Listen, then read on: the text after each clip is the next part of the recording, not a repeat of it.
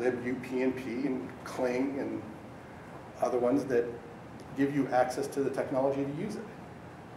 So if you had a surface like this that you could just throw content to, what would you do with it? And that's what we're going to be judging on at the end of this month, is come in for 2 days. I mean, I don't know if, are you all familiar with what a hackathon is? Yeah. Okay, so what a hackathon is it's a 2-day event. We're going to be open all night. You come in, you can come in as a group of 1, a group of 2, a group of 3, a group of 4. We don't care. We're going to give you $2,000, however you want to split it, it's fine with us. And the idea is we're going to have these tablets up and running, and you have 2 days to create the neatest application for Fling. At the end of the 2 days, we're going to have a presentation. You guys are all going to present, whoever comes, present for 5 minutes and say, this is what our great idea is. We're going to judge it. We're going to award a prize. So it's kind of a intense overnight weekend hackathon. So that's what we'll be doing, and we're really going to be judging on the creativity and usage of Fling. Second prize is a Nexus 7, so if there's a group of 4, I don't know how you divide up the Nexus 7. Maybe it's rock, paper, scissors. Hacksaw. Blowtorch. So you can shift it. Everyone gets it for a week. So there's the hackathon website. If you go to Videon-Central, videon-central.com, there's a link to it. There's a button up there to register. There's more information. Does anybody have any questions? I've kind of almost exceeded my time. So the app for the Android, is that one that you have to buy? So, interesting enough, no. Avia is free. We use Avia more for marketing than we do as an app. So we send it to our clients and everything. And it's in the App Store, so you can download it. It's a fairly well, ranked and downloaded app. So. Have you considered possibly like DLNA dongle for a smart TV that doesn't have the DLNA server compatibility, or possibly even a media player with DLNA to add to TV? We've been listening to our secret marketing meetings. There's actually a really interesting technology coming out called MHL. I don't know if anybody heard about it. You know what HDMI is? So, and then USB, right? So USB is a great technology. Just, if you give me, you're really excited, I love it, but just give me five seconds. So USB allows you to charge devices, right? So it supplies you power. MHL adds that power to HDMI. So now you don't need a wall wart. So there are people now writing, there's little Android dongles that you plug in, and using MHL, it's a powered set-top box that just plugs into your TV. So we're definitely looking at that as a way to create what we call a Fling stick. And you can use things not only, there's other technologies besides DLNA. There's something called Wi-Fi Direct, WiDi from Intel that are very AirPlay-esque. Something similar to Raspberry Pi? Yeah. The problem with Raspberry Pi It's already out of date. No, actually Raspberry Pi works very well for it. The actual board itself pulls a little too much power to be powered off of it. So. Possibly a gum stick for that? Gum stick? It's a little computer about the size of a gum stick with a 1 gigahertz processor, and some of them have up to 512 megabytes of RAM. Wi-Fi, Bluetooth. Right, that might be one of we've looked at things, there's a cotton candy, there's a Chinese company that's putting out a couple, so. You know about the 4K, like 4 times resolution HD? Yes. Will it work with that? Nobody will work with 4K right now. So. In the future? Yeah. So quite honestly, 4K video is one of those technologies that I kind of question in the living room. My president and I have debates on this all the time.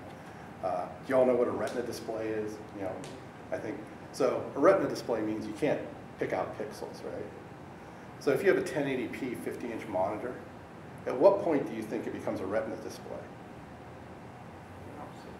It becomes a retina display when you step 5 feet away from it. All right?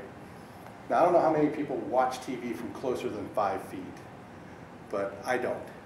So now, if you have a 4K TV, at what point can you actually tell the difference between a 4K and a 1080p? It becomes very questionable. So, but TV people will tell you you need it because they want you to buy new TVs. So. Well, it's 4 times the resolution of Right. HD. At like the 70-inch ones, you can Right. like, pick out the pixels really easy, and they're the size of a Sharpie head. And How far are you standing from it? I haven't used one, but Yeah. It becomes a question of distance, and And if you have HD channel or not. yeah, That's no, hard. yeah. If you don't have HD channels, please don't use an HD TV.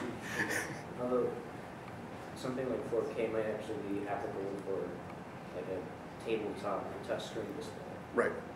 Well, the one application for 4K that makes a lot of sense. Okay, so there's 2 places. As sorry, I'll segue all over the place. I'm kind of goofy like that.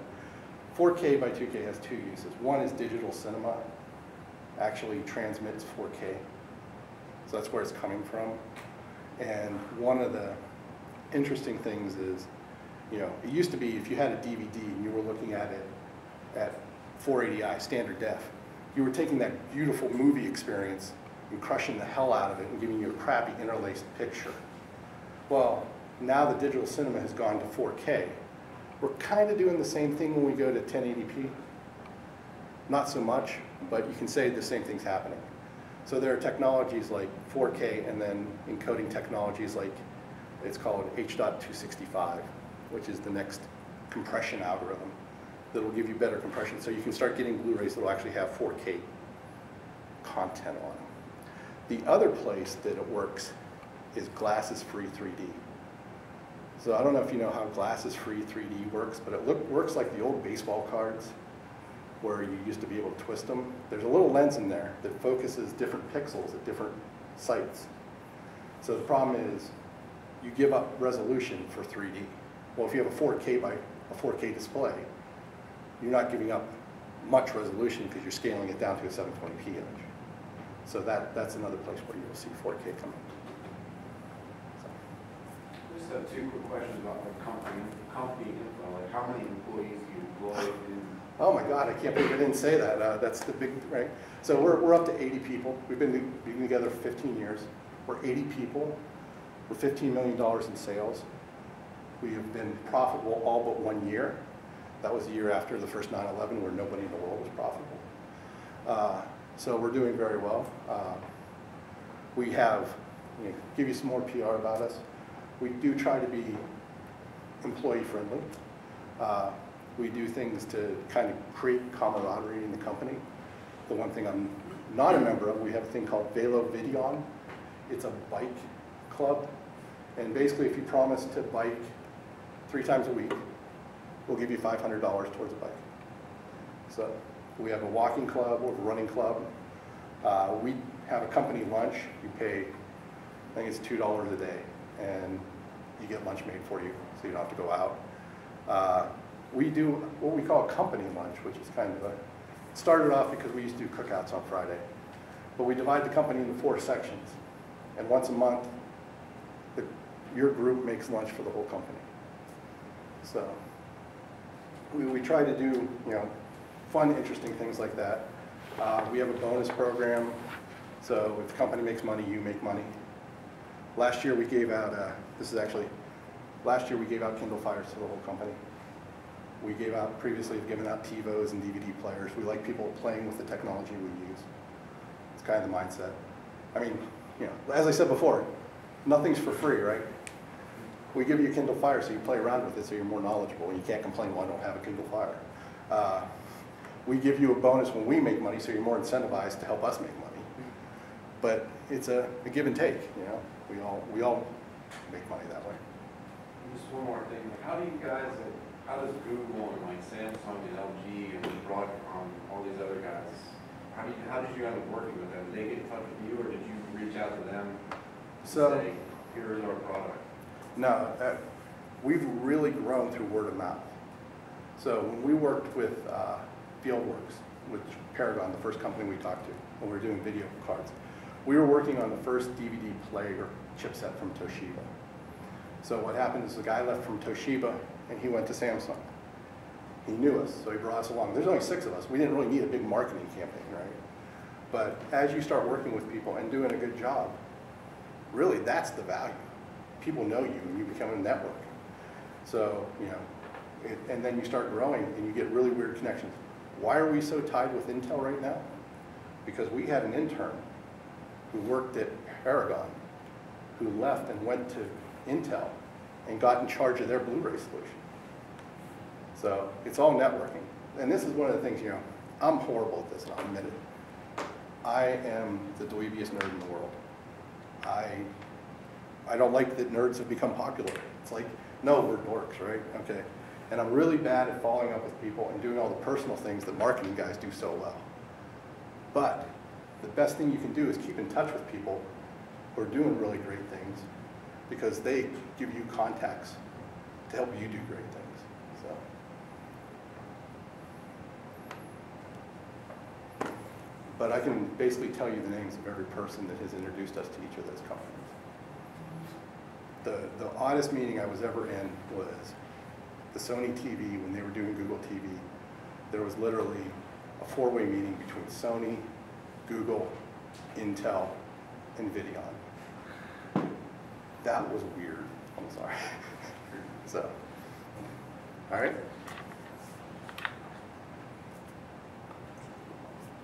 Did you activate the Bluetooth on your Kindle? Can I? Did you? No. Because it's got a Bluetooth Wi-Fi combination. Oh, no, I just, I use the Wi-Fi, I'm sorry. And, Last question. Last question. it might be a little off topic, but I'd kind of say the smart TVs are sort of like dumb computers if you think about it. Like, they don't have full functions. Yeah. Do you think that they don't like actually build in a good computer into them for marketing purposes, or so that people won't be able to buy it because they'd be too expensive? The little known secret of high-def smart TVs is of the top 6 providers of them, 5 of them don't make money. The reason they don't put good chips and a lot of power in them is because they're losing money when they sell them. So it's very hard. I think, you know, what we're seeing is that smart TV is kind of it's the term of the day. But what you're going to start seeing is really dumb TVs. So all the smarts are in your set-top box, your Google TV box, maybe a Roku box. And your TV just becomes the monitor, if you want to use a computer analogy. It's the monitor that just takes in video from Wi-Fi or an HDMI cable or AirPlay and displays your image, because that's all you really want. No one's made a good TV user interface. They're selling it as a middleman. What? They're selling it as a media middleman between your computer and the actual glass. the screen. Yeah. So, and then the thing is, when something changes, you're changing a $99 box, not a $1,000 TV. So, all right. Thank you, sir. There we go. Last question. Thank you guys very much.